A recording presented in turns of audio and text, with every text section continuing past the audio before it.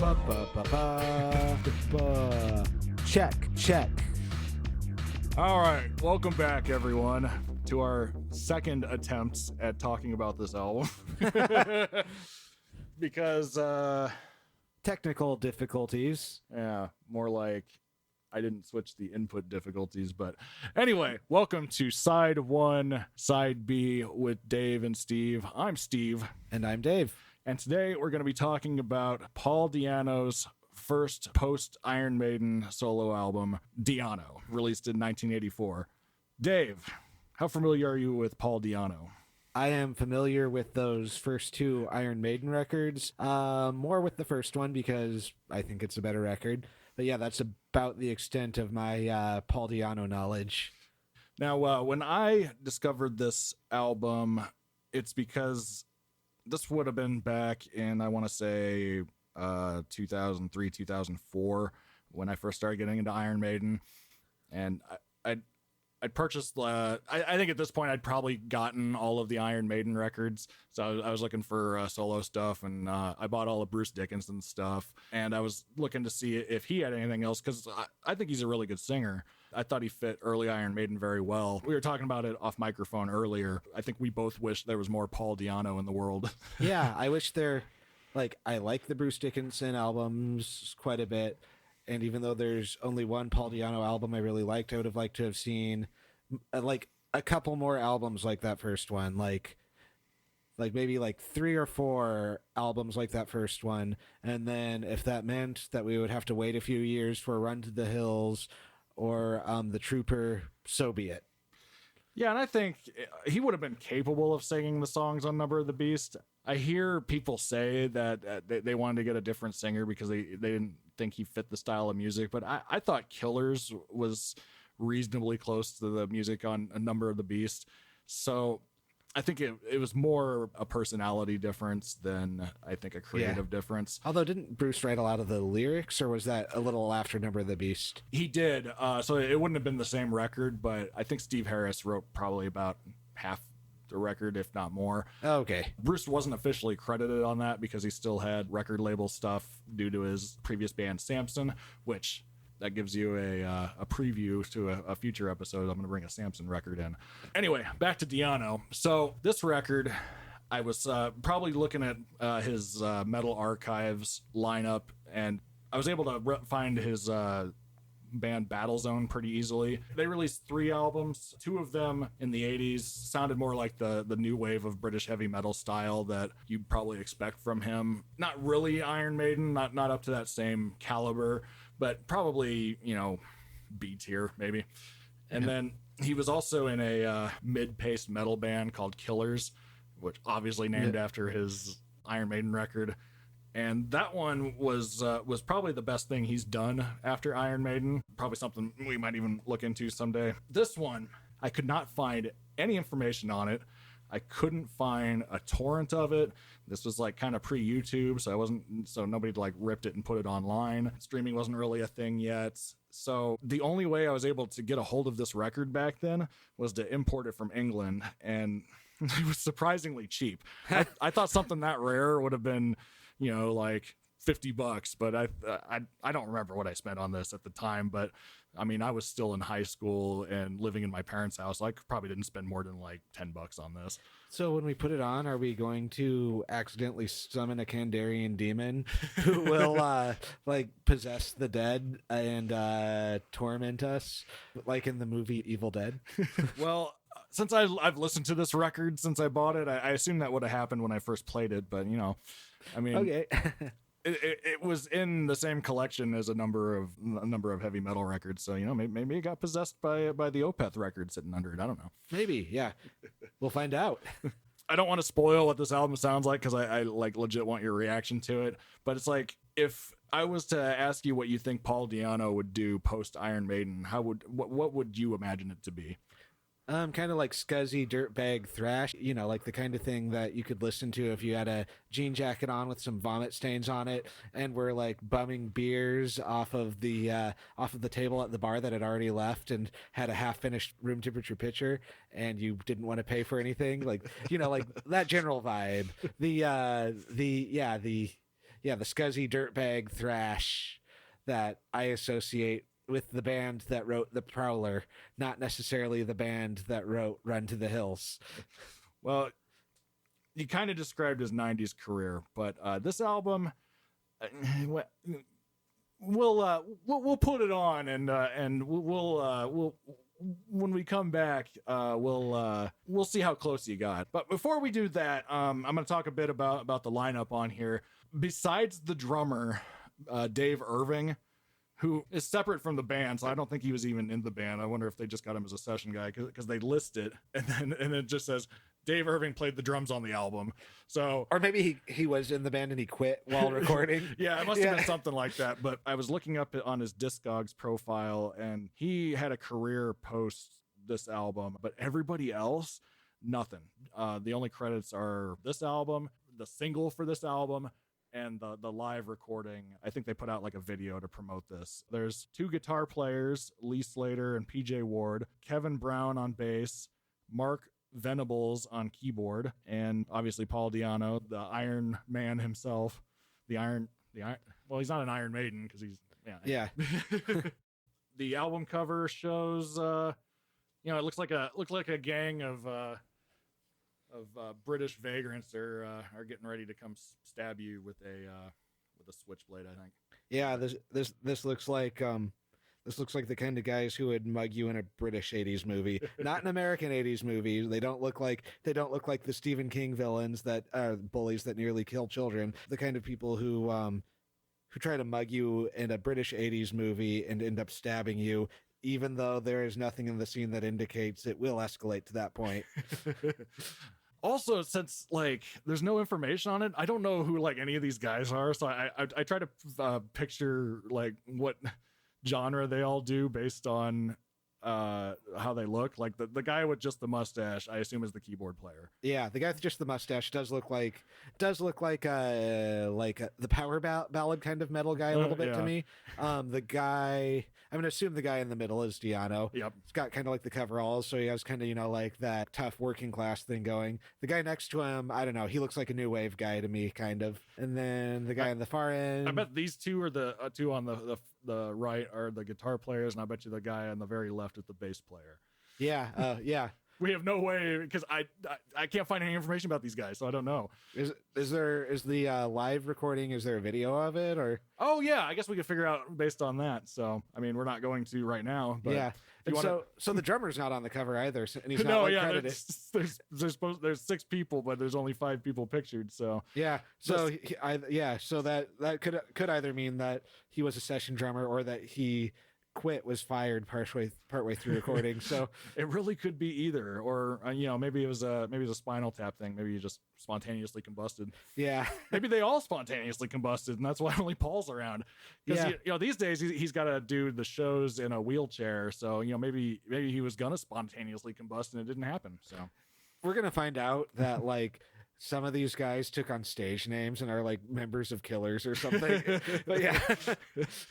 Well, all right. Well, we're gonna dive into 1984's Di'Anno album, and we'll come back and give you our impressions of side 1. Hey everyone, Future Steve here. Just a slight correction. We didn't really get any of that right about the people on the front cover. We looked at the live video, and it turns out that we were about 50% wrong, I think. So make fun of us for that. Thanks.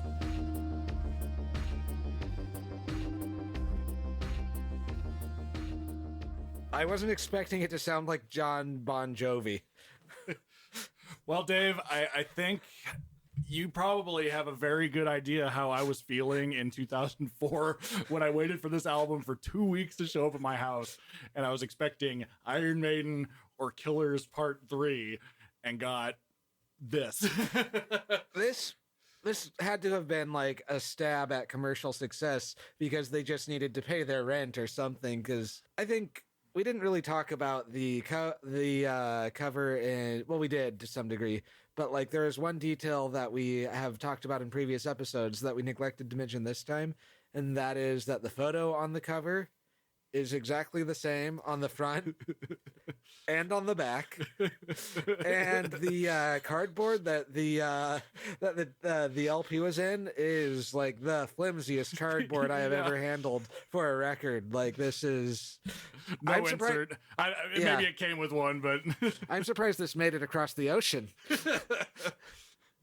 Yeah, so I didn't know he was capable of making something that sounded like Styx.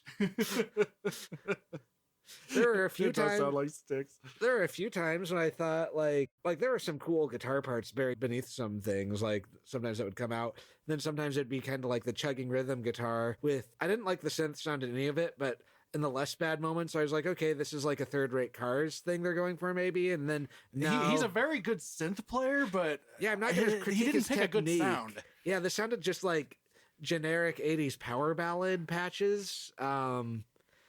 Yeah, like it's like a Casio like stock setting or something. I guess we had to eventually get to something we wouldn't like. So, that is what it is. I'm glad I discovered this existed at least. And that's why I picked it. It's like, it's not good, but it's interesting, I think. Yeah, like The Room. Like The Room is a very interesting movie, but I wouldn't say it's good. And the music sounds like the kind of music that might be played during a sex scene in The Room. Yeah. Well, and when we were talking about Headless Cross, there were a few moments that you called like 80s exercise montage moments, and this whole album is an 80s exercise montage moment. Yeah, yeah. It was like either like a training montage for like a sports movie, or it is a training montage for one of those dozens of low budget ninja movies that came out in like from 88 to about 92 that I watch ironically a lot because they're funny to like crack a six pack and laugh through. But yeah, this isn't what I was expecting from Paul Di'Anno. This is not what I was expecting either. Before we move on to side B, I want to talk about a few interesting facts. Unfortunately, I can't find any information about this album. I think Di'Anno, I assume he's embarrassed by this album because nobody's brought it up in interviews to him. He's never like talked about it. I don't know if he's done like a biography or anything, but I couldn't find any like quotes about this. He has a condition for interviewers that they don't bring up this album, maybe. Or maybe just nobody knows about it, but like I couldn't even find any like promo interviews from the time. There's the one live show I could find on YouTube, which we might check out a few tracks from that just to see what that's like. But otherwise, he made this album. Sounds like he tried to promote it. Sounds like he was trying to get a Bon Jovi paycheck, and it didn't work out because I mean, all the musicians on this album I'd say are very good. Yeah, they're competent. Yeah, and I would even say if this album maybe was mixed differently and the keyboard player chose something different, like maybe like a Deep Purple style organ or something, I would probably be more interested in this. I think at that point it'd sound more like Whitesnake, which I think is one of the better like hair bands. I looked up this album on Wikipedia, because I was trying to figure out what the fuck I was listening to, and they listed the genre as soft rock, hard rock. So I think that means that it is, as Nirvana put it before they broke into Territorial Pissings, moderate rock. Yeah, I think moderate rock would be the best way to describe this. It's like if Kiss made every song Beth. Yeah. and then like they closed it out with a ballad that was way too long, like 6 minutes long. Yeah, like I think that song had more of the most interesting moments, but it was just too long. Two other facts I want to bring up before we move on to side two. I can't find anything to corroborate this, but somebody said in the comments for the YouTube bootleg of this that this album went platinum in Japan. I could see that. This really does like sound like something that you'd hear in like I don't know, like a Sonic the Hedgehog like J-pop soundtrack or something. This album reeks of Big in Japan. Yeah, not in a cool cheap trick way, but yeah. And It had a way cooler name over in Japan, Two Swimmers and a Bag of Jockies, which was intended as a tribute to their friend and ex-drummer Mark Stewart. Oh, I guess that answers the question. He just didn't stay in the band. But yeah, Mark Stewart has a thanks to on the back, but not a drum credit. So I think they finished it with the studio drummer. Yeah, it sounds like maybe he was just helping out or something. So yeah, probably Paul Di'Anno and Mark Stewart are probably still cool, I'd imagine. Probably haven't seen each other since this album. Probably, yeah. Album reached number 105 on the UK album charts. Huh, I guess it didn't chart in America. 105 isn't, that's not even the Hot 100. That's not enough to leave a lasting impact. Oh, and the last interesting fact that I'm going to bring up before side B is Heart User. The second track on here was written by Terry Britton and Sue Schifrin. Terry Britton being a singer-songwriter and record producer who has written songs for Tina Turner, Cliff Richard, Olivia Newton-John, Status Quo, Michael Jackson, and others. So that kind of tells you they were really trying to get Di'Anno on the John Bon Jovi. John Bon Jovi. John Bon Jovi. Yeah. I like Bon John Bovi. Yeah.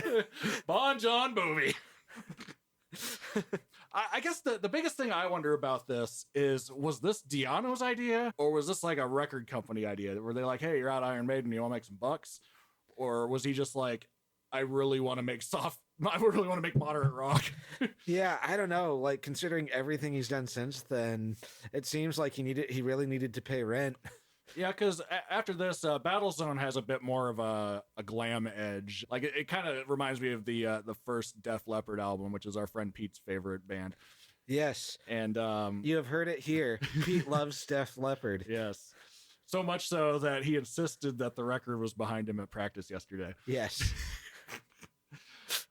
All right, so I know you're really looking forward to seeing if they can bring this together on side B. So what do you think? You think they're going to bring it around?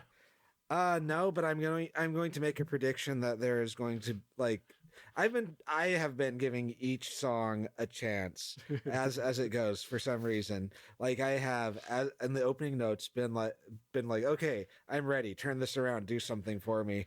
And it has so far then pivoted to the most hilarious cheat. Like, we laughed out loud multiple times through this, but I'm going to predict there's the beginning of I think it was the runner. Yeah, we were both laughing. I think I was crying so hard because it sounded like the opening of like at the beginning of a VHS tape when they're like, check out our upcoming releases. Like, it just sounded like promo music. But I'm going to predict like that one of the back half of the last side is going to have a song I like. Well, let's see. We got, Razor Edge has a really cool song title. So yeah, or it could be. I think Lady Heartbreak's probably going to be another fucking ballad. Probably is. Yeah. Well, it's funny because you look at the titles like Flaming Heart and Heart User both sound like pop songs, but like The Runner and Tales of the Unexpected both sound like Iron Maiden song titles. Yeah, the lyrics were incredibly generic, by the way. Yeah, which isn't something I can say about like Iron Maiden. Like Iron Maiden, they even before Bruce Dickinson, they went kind of weird for their song topics, and then they didn't just do like the most basic ass generic rhymes. There was nothing noteworthy about any of the lyrics. Yeah, it's all cheesy love songs, which I personally I don't like love songs unless they're like unique. Like I typo negative stab at a love song I think is good. But, yeah, there's a handful of love songs I like, but yeah, for the most part. Well, and like one other thing, it's this doesn't seem like an album that like two metal and punk dudes get around, drink beer and listen to. No. And at the same time, I don't see myself bringing a date home and being like, oh yeah, I want to turn on the charm here. Let's put on some Heart User. Bring on the Runner and like listen to Paul Di'Anno talk about trying your best. All right, this is side B. We'll see you all here in a little bit.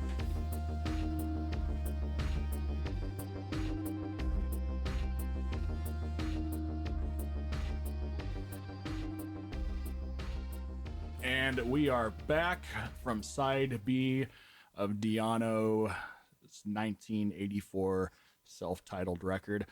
David, what did you think of side B? Okay. It did get better. The very first song I hated just as much as side one. We both audibly laughed when it was the same like cheesy like 80s PSA like keyboard sound. But yeah, and then it got into like it didn't turn into something I would regularly listen to, but the remaining 4 tracks were fine. There were moments when it let like the galloping rhythm guitar like be more prominent in the mix and not just get buried under the cheesy synth or the pointless lead guitar noodling. And it was, yeah, there were points that I actually liked. And then the names weren't even doing it any favor. Like I was expecting Lady Heartbreak to be the worst ballad of all time, but no, it was a fine song. You know, starting with Bright Lights, the album I think shifted more into what I would call more of a glam rock direction. I mean, it was still like the glam metal sound, but the song structures themselves, like I could see like what this album makes me think is it's too bad that Paul Di'Anno didn't do like a New York Dolls style album rather than this, because yeah, I could totally see him like rocking that kind of style, because especially on Antigua, that song I thought sounded like like something you'd hear in like late 70s glam rock, and also with Road Rat, I think, which was probably the best song on the record. Yeah, album closer is the best song. It was the complete opposite of what the beginning of the album was. Yeah, like if you ever this album is actually available now. Like back in the day I couldn't find it easily, but this is actually on Spotify and YouTube and Apple Music and all that. So it's like if you want to check this out of curiosity, and you know, say you're more like a Iron Maiden fan, I guess, I'd say start with Bright Lights. But you know, if you're like a Bon Jovi or like a White Snake or a Def Leppard fan, you'd probably like this whole album. Yeah. One thing that I think is funny is I think the first side was the soft rock side and the second one was the hard rock side. So that's why the Wikipedia article had soft rock, comma, hard rock. It was describing the 2 different sides of the record. And you know that really fits well with our name. You made a comment last time, and we'll kind of get to test this theory. Side B typically is weaker, but in this case, side B I'd say was much stronger. Yeah, there were songs that I wouldn't instantly flip the radio away from on the second side. Yeah, you know, and like Road Rat, I mean, you know, It's like, Mom, can we have turbo? And she's like, we have turbo at home. Yeah. I am glad I listened to the whole thing because that was interesting and not anything I would have guessed as being part of Paul Di'Anno's career.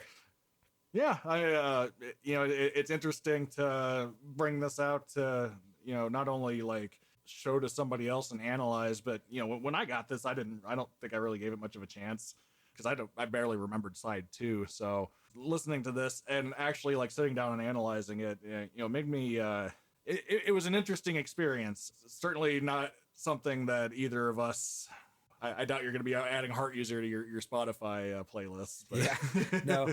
One thing that it did make me wonder is I wonder if it was because of a lot of stuff like this that a lot of heavy metal became so anti-keyboard for a while. Yeah, because I remember it was a bit of a controversy when Iron Maiden started using it on Somewhere in Time, and Judas Priest used it on the Turbo album. When you hear keyboards in metal, you think of the more of the glam metal type stuff. Final Countdown. yeah, exactly. Although I unironically love the Final Countdown. Although there's a degree to which, like nowadays, people think of a lot of the industrial metal from like the 90s used a lot of keyboards. Yeah, and so maybe there's been a shift since then. But I think there's more of it now. I mean, back in the 80s, I think even when keyboards were really prominent, even like the bigger bands just shoved the keyboard player off stage for some reason because there was a perception that it wasn't cool. But yeah, I don't know. For me, it's like, I don't know. John Lord is my favorite keyboard player, and I wish there were more bands that utilize an organ player like he played organ. Yeah, and then there's also a degree to which a lot of this kind of stuff is shove a technically competent like piano or organ player behind a synthesizer and don't really teach them about how to do anything besides use like the basic patches and not like really catch the versatility, like the weird sound shit you can get with the synthesizer. Like, we are recording this on the same day that we did the previous episode when we listened to Talking Heads, who like figured out a lot of like really creative and interesting synthesizer stuff. And so to hear like the effort that was put into Talking Heads with help from Brian Eno to capture really certain moods and like the small tweaks you can make to make big differences in sound, just to hear someone be like, okay, I just press the keys and play, makes a really big difference in like how well the instrument can be used.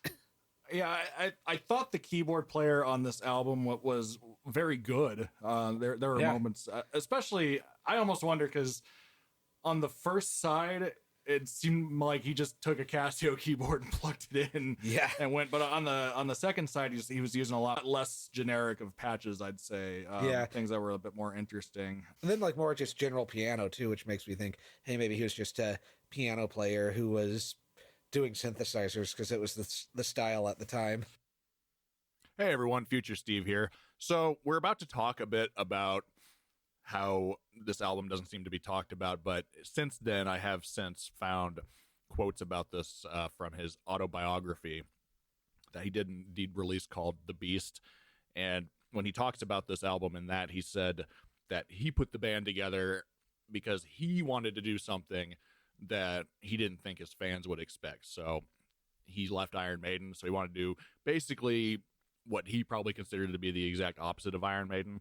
He was into the AOR bands at the time, and he wanted to explore that sound. So when we talk about whether or not this was a record experiment or not, it doesn't seem to be. It looks like this was all a Paul Di'Anno idea, and it just didn't pan out. So anyway, I probably should have looked that up before we talked about it, but what do I look like? A guy that's not lazy?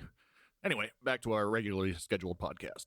There's no information about any of these guys, so I'd be curious to hear what the experience for this record is, because it's strange, because I think Di'Anno's pretty much disowned it, or he just doesn't mention it anymore. Yeah, well, like I said, I can't even find interviews of him talking about it at the time, so I wonder if they did it. They played like one live show, and then they're like, all right, we're done.